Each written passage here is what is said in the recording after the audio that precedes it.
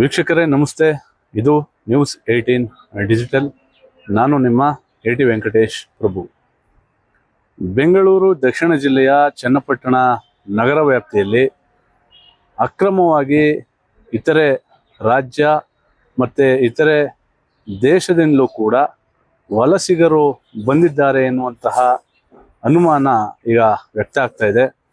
ಇದಕ್ಕೆ ಪೂರಕ ಎಂಬಂತೆ ಚನ್ನಪಟ್ಟಣ ತಾಲೂಕಿನ PTS ಬಳಿ ಏನು ಯಲಚಿಪಾಳ್ಯ ಗ್ರಾಮಕ್ಕೆ ರಸ್ತೆ ಸಂಪರ್ಕ ಏನಿದೆ, ಆ ರಸ್ತೆಯ ಅಕ್ಕಪಕ್ಕದಲ್ಲಿ ಕೃತಕವಾಗಿ ಶೆಡ್ಗಳನ್ನು ನಿರ್ಮಾಣವನ್ನು ಮಾಡಿಕೊಂಡು ಸರಿಸುಮಾರು 24 ಜನ ಅಲ್ಲಿ ಏನು ವಾಸ ಮಾಡ್ತಾ ಇದ್ದಾರೆ. ಈ ವಿಚಾರವಾಗಿ ಆಜಾದ್ ಬ್ರಿಗೇಡ್ನ ಸದಸ್ಯರು ಅರುಣ್ ಸಿಂಗ್ ಹಾಗೆ ಸುರೇಶ್ ಅವರು ISD ಇಂಟರ್ನಲ್ ಸೆಕ್ಯೂರಿಟಿ ಡಿವಿಷನ್ಗೆ ದೂರನ್ನು ಕೊಟ್ಟಂತಹ ಹಿನ್ನೆಲೆ ಸ್ಪೆಷಲ್ ವಿಂಗ್ನ ಪೊಲೀಸ್ ಸಿಬ್ಬಂದಿಗಳು ಸ್ಥಳಕ್ಕಾಗಮಿಸಿ ಅವರಿಂದ ಸೂಕ್ತ ದಾಖಲಾತಿಗಳನ್ನು, ಅವರ ಹತ್ರ ಏನಿದೆ ದಾಖಲಾತಿಗಳನ್ನು ತೆಗೆದುಕೊಂಡು ಪರಿಶೀಲನೆ ಮಾಡುವಂಥ ಕೆಲಸವನ್ನು ಕೂಡ ಮಾಡಿದ್ದಾರೆ. ಅವರ ಪರಿಶೀಲನೆ ವೇಳೆ ಕೆಲವರು ಅಸ್ಸಾಂ ರಾಜ್ಯಕ್ಕೆ ಸೇರಿದ್ದವರು ಎನ್ನುವಂಥ ಮಾಹಿತಿ ಪ್ರಾಥಮಿಕವಾಗಿ ಲಭ್ಯ ಆಗ್ತಾ ಇದೆ. ಇನ್ನು ಕೆಲವರ ದಾಖಲಾತಿಗಳಲ್ಲಿ ಅವರ ಮೊಬೈಲ್ ಸಂಖ್ಯೆಯನ್ನು ಡಯಲ್ ಮಾಡಿದಂಥ ಸಂದರ್ಭದಲ್ಲಿ ಬಾಂಗ್ಲಾದೇಶಕ್ಕೂ ಕೂಡ ಒಂದು ಲಿಂಕ್ ಇರುವಂತಹ ಸಾಧ್ಯತೆಗಳು ಇದೆ ಎನ್ನುವಂಥ ನಿಟ್ಟಿನಲ್ಲಿ ಕೆಲವೊಂದಿಷ್ಟು ಮಾಹಿತಿಗಳು ಲಭ್ಯ ಆಗ್ತಾ ಇದೆ. ಈ ನಿಟ್ಟಿನಲ್ಲಿ ಆಜಾದ್ ಬ್ರಿಗೇಡ್ನ ಸದಸ್ಯರು ಗಂಭೀರವಾಗಿ ಆರೋಪವನ್ನು ಮಾಡ್ತಾ ಇದ್ದಾರೆ. ಇವರು ಬಾಂಗ್ಲಾದೇಶದ ಪ್ರಜೆಗಳ ಅಥವಾ ಅಸ್ಸಾಂ ರಾಜ್ಯದ ನಿವಾಸಿಗಳ ಎನ್ನುವಂಥದ್ದು ಬಹಳ ಅನುಮಾನ ಮೂಡ್ತಾ ಇದೆ. ಒಂದು ವೇಳೆ ಅಸ್ಸಾಂ ರಾಜ್ಯದ ಪ್ರಜೆಗಳೇ ಆಗಿದ್ರು, ಅಲ್ಲಿಯ ನಿವಾಸಿಗಳೇ ಆಗಿದ್ರು ಕೂಡ ಇಲ್ಲಿ ಇವರು ಮಾಡ್ತಾ ಇರ್ತಕ್ಕಂಥ ಕೆಲಸ ಪ್ಲಾಸ್ಟಿಕ್ ಪೇಪರ್ಗಳನ್ನು ಆಯುವಂಥದ್ದು, ಪ್ಲಾಸ್ಟಿಕ್ ಬಾಟಲ್ಗಳನ್ನು ಆಯ್ದು ಅದನ್ನು ಮಾರಾಟ ಮಾಡಿ ಇಲ್ಲಿ ಜೀವನವನ್ನು ಕಟ್ಕೊಳ್ಳಿಕ್ಕೆ ಅವರು ಬಂದಿದ್ದಾರೆ. ದೂರದ ಅಸ್ಸಾಂನಿಂದ ಕರ್ನಾಟಕ ರಾಜ್ಯಕ್ಕೆ ಯಾಕೆ ಇಂತಹ ಕೆಲಸಕ್ಕೆ ಅವರು ಬರಬೇಕು? ಯಾಕಂದರೆ ಸಣ್ಣ ಪುಟ್ಟ ಕೆಲಸಗಳು ಆ ರಾಜ್ಯದಲ್ಲೇ ಇದ್ರೂ ಕೂಡ ಕರ್ನಾಟಕಕ್ಕೆ ಯಾಕೆ ಬರ್ತಾ ಇದ್ದಾರೆ ಎನ್ನುವಂಥ ನಿಟ್ಟಿನಲ್ಲಿ ಅವರ ಒಂದು ಅನುಮಾನವನ್ನು ಕೂಡ ವ್ಯಕ್ತಪಡಿಸಿದ್ದಾರೆ.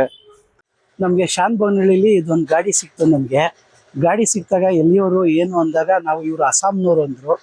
ನಾನು ಡೈರೆಕ್ಟಾಗಿ ಅಲ್ಲಿಂದ ಕರ್ಕೊಬಂದು ಆಂತರಿಕ ಭದ್ರತಾ ಇವ್ರಿಗೆ ಫೋನ್ ಮಾಡಿ ನಾನು, ಸರ್ ಈ ಥರ ಒಂದು ದೊಡ್ಡ ಇದು ಮಾಡ್ಕೊಂಡಿದ್ದಾರೆ, ಶೆಡ್ಗಳು ಮಾಡ್ಕೊಂಡಿದ್ದಾರೆ, ನೀವು ಬರಬೇಕು ಅಂದಾಗ ಅವರು ಬಂದು ಕಾರ್ತಿಕ್ ಅವರು ಬಂದು ಅವರು ನಮಗೂ ಕೈ ಜೋಡಿಸಿ ಇಲ್ಲೆಲ್ಲ ಬಂದಾಗ ಎಲ್ಲ ಅಸ್ಸಾಮು, ಗುವಾಹಟಿ ಆ ಕಡೆಯಿಂದ ಎಲ್ಲ ಬಂದಿದ್ದಾರೆ.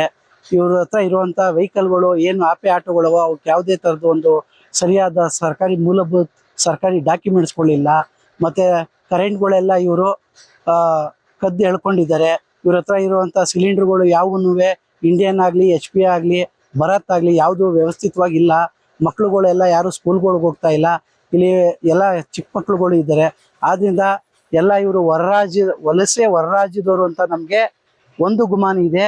ಮತ್ತು ಇವ್ರದ್ದು ಫುಲ್ ಇಡೀ ಹಿಂದಿನ ಡಾಕ್ಯುಮೆಂಟ್ಸ್ ತೆಗೆದಾಗ ಅಸ್ಸಾಂನವರ ಇಲ್ಲ ಬಾಂಗ್ಲಾದೇಶದವರ ಅನ್ನೋದು ನಮಗೆ ಖಚಿತ ಆಗಬೇಕು. ಅದಕ್ಕೆ ಸಂಬಂಧಪಟ್ಟ ಸಾರಿಗೆ ಇಲಾಖೆಯವರು ಮತ್ತು RTO ಅವರು, ಪೊಲೀಸ್ ಇಲಾಖೆಯವರು ಬಂದು ಈ ಜಾಗಕ್ಕೆ ಸ್ಥಳ ಪರಿಶೀಲಿಸಿ ಇವರು ಎಲ್ಲಿಯವರು ಏನು ಅಂತ ಕಂಡುಹಿಡಿಬೇಕು.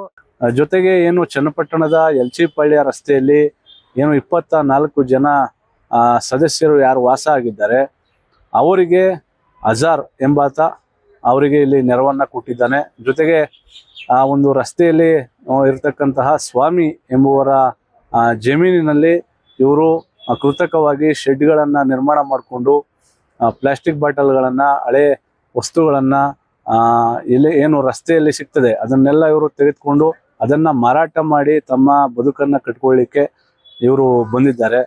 ಆದರೆ ಮಾಹಿತಿಗಳ ಪ್ರಕಾರ ಇವರು ಅಸ್ಸಾಂ ರಾಜ್ಯಕ್ಕೆ ಸೇರಿದವರ ಅಥವಾ ಬಾಂಗ್ಲಾದೇಶದಿಂದ ಇವರು ಅಸ್ಸಾಂಗೆ ಬಂದು ಅಲ್ಲಿಂದ ಕರ್ನಾಟಕಕ್ಕೆ ಬಂದಿದ್ದಾರಾ ಎನ್ನುವಂತಹ ಅನುಮಾನ ಕೂಡ ವ್ಯಕ್ತ ಆಗ್ತಾ ಇದೆ.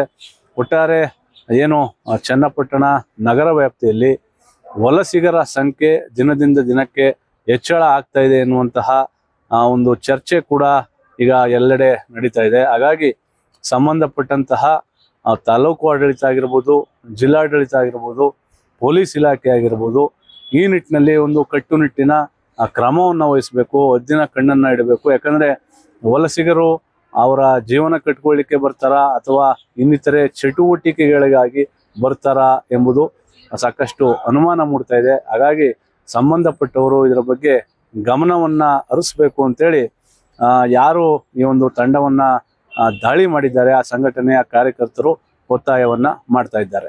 ನಿರ್ಭೀತ, ನಿಷ್ಪಕ್ಷಪಾತ, ವಿಶ್ವಾಸಾರ್ಹ ಸುದ್ದಿಗಳಿಗೆ ಮತ್ತೊಂದು ಹೆಸರಾಗಿರೋ ನ್ಯೂಸ್ 18 ಕನ್ನಡ ಈಗ ಆಪ್ನಲ್ಲೂ ಲಭ್ಯ ಇದೆ.